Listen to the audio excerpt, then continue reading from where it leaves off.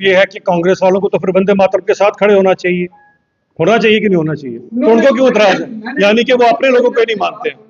तो ये सबका सब दो पहले जो थे उससे असहमति बनी थी, रविंद्रनाथ बोस और सुभाष चंद्र क्यों बोस बनी असहमति? जो पहले पहले कि सहमति किस बात की? इस देश के अंदर सहमति किस बात की? क्या अशफाक उल्लाह खान को, क्या अशफाक, अच्छा मेरी बात का, आपकी बात सुन ली, क्या अशफाक उल्लाह खान को इससे सहमति थी? अशफाक उल्लाह खान को इससे सहमति थी?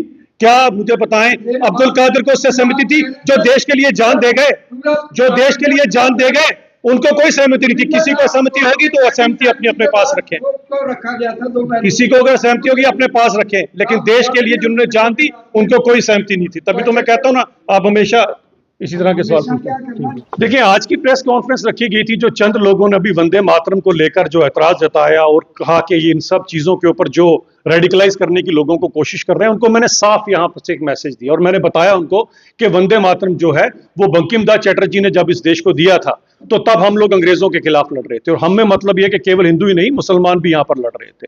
और मैं उनको ये बताना चाहता हूं कि वो लोग अशफाक उल्लाह खान साहब या अब्दुल कादिर इनसे बड़े मुसलमान नहीं है, क्योंकि इन दोनों ने जब उस फंदे को अपने गले से लगाया तो उन्होंने ये कहा वंदे मातरम, उन्हें तो कोई एतराज नहीं था।